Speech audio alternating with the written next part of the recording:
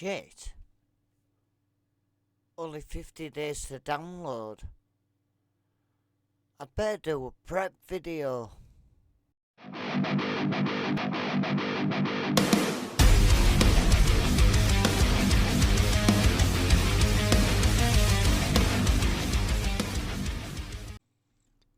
So with just over 50 days to go to download, I think it's time that we talk about what we should be taking.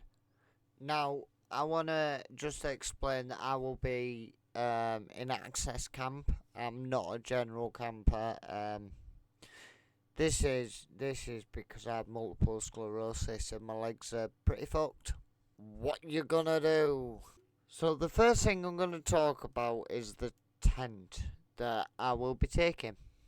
And this is the first thing that should be on anyone's list that is camping. I will be taking a 4-man tent with me. This is just for me. But I would like to point out that in that tent I have a double foldable bed, enough room to sit and eat, to set a little table up, but most importantly it has room at the front for my mobility scooter. I will show a video putting the tent up and, getting my scooter in there.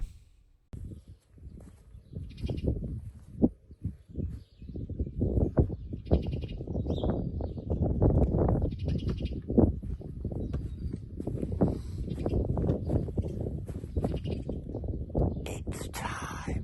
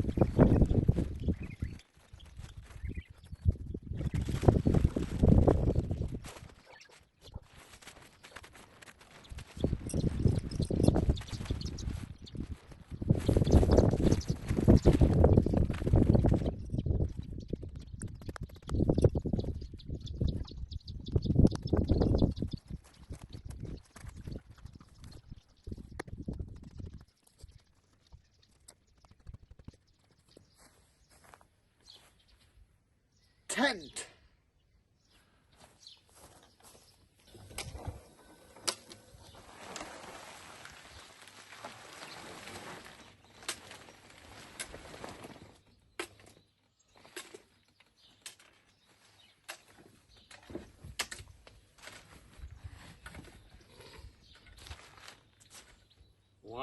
Now, after you've got your tent set up, I'm sure it's time to sit in a nice camping chair and have a nice download warm beer.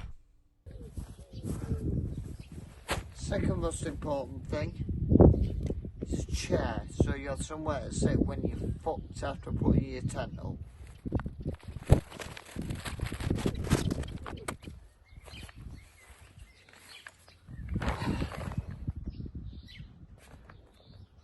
My camping chair is something I've upgraded this year from last year because I had a bit of an incident. As you can see, I'm not exactly a big lad.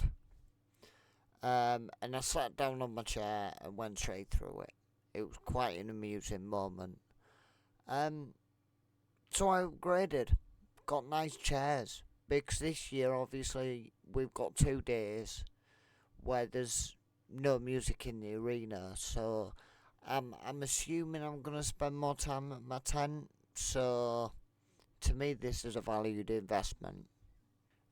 Something that's new for me this year is I'm taking a camping bed. Last year I was on just an air mattress on the floor, which wasn't too bad, but with the problems I've got, I struggled to stand up off the floor. So I've got myself a folding camp bed. Word of warning, if you are travelling by train or any means where you have to carry this, don't take it because they are extremely heavy. I'm lucky that as an access customer, I get dropped off at the campsite where I'm going to pitch my tent. So it's just a case of taking out the car and it's there. If you've got to carry this, I don't recommend this whatsoever. But I'll show you in case you do want to take one. It's a camping bed. Let's get it set up.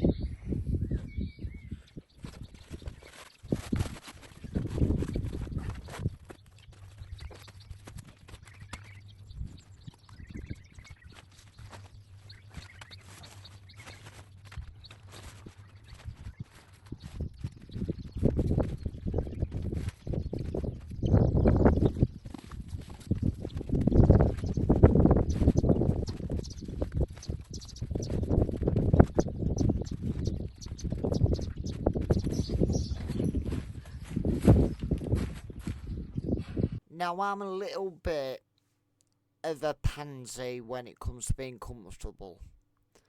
And as much as the bed raises you off the floor and it's great,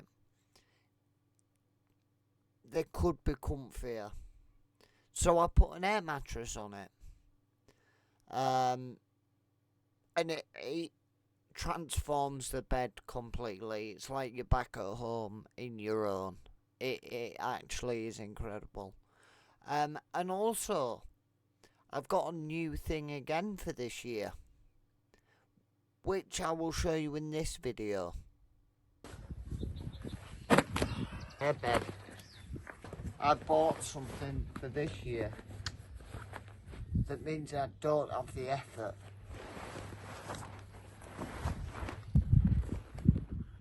of pumping it up.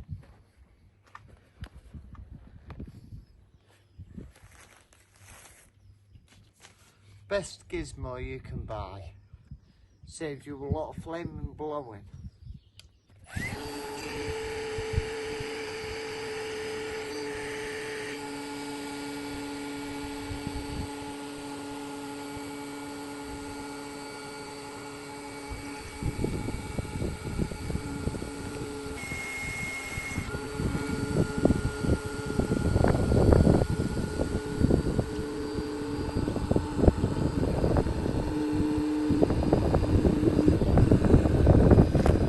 That awesome little gadget was a little air pump off Amazon. It's rechargeable. It's around £15.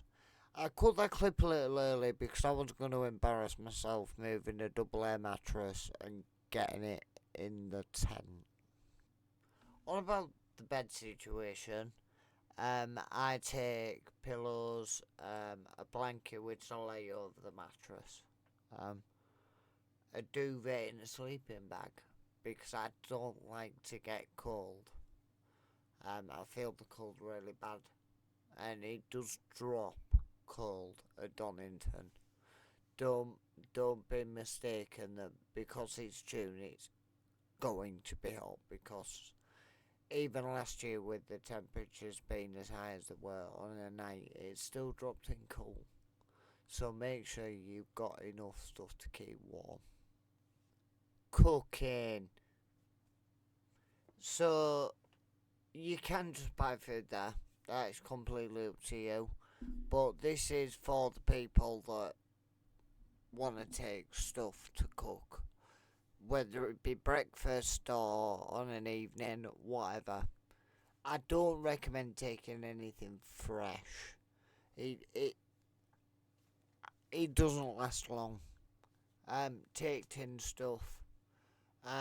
Things that could just be heated up quick.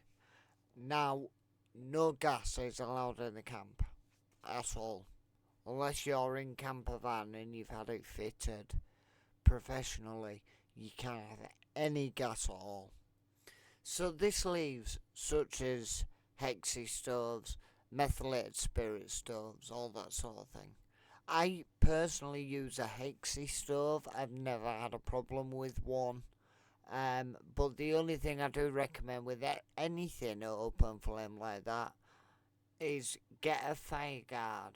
They're like a foldable thing. They get about this wide. When they're folded up, and they come out and you can put it around your fire, and it's a windbreak basically. But I use hexy stoves, which is fine for boiling some water, heating your food up, whatever it is. I've just personally never had a problem with hexy stoves. So yeah, as food goes, just take tin stuff. I try and avoid fresh stuff. I learned that last year. It didn't last very long. Just take tin stuff. Now drink. This is something that is causing controversy, and I very much believe just do what they say in the rules. It's easier. Um, Alcohol, you can take 24 tins or and or a litre of spirits. Now, do I think it's going to be enforced? I think they're going to struggle. But don't take my word for it. Just be reasonable. There is a co-op on site where you can buy beer. Irrelevant of opinion of why this rule is in place, it is. And to be fair, the co-op isn't that badly priced compared to a normal co-op. Another thing to think about, this is available again on site, but it costs money, is phone charging, battery packs, all that sort of thing. Take enough with you to charge your phone or whatever devices you take with you. Just take enough. Like, I take wireless hair straighteners, my air pumps wireless. So if they need charging, I could just plug them into a USB and that's fine. We'll get onto hair straighteners in a minute, but yeah. Make sure you take enough power, or be prepared to pay for the battery packs. Now that's camp set up. Let's talk about the things you will need that aren't necessarily camping related. Be prepared for whatever weather. It can be sunny, it can be wet, it can be cold, it can be windy. Prepare for everything, because you never know what you're going to get. So with that, footwear. Take trainers or whatever you would like to wear when it's nice. I'm taking a pair of trainers, a pair of boots, my new rocks. But I'm also taking a pair of wellies, because if it's wet, believe me, you will need them.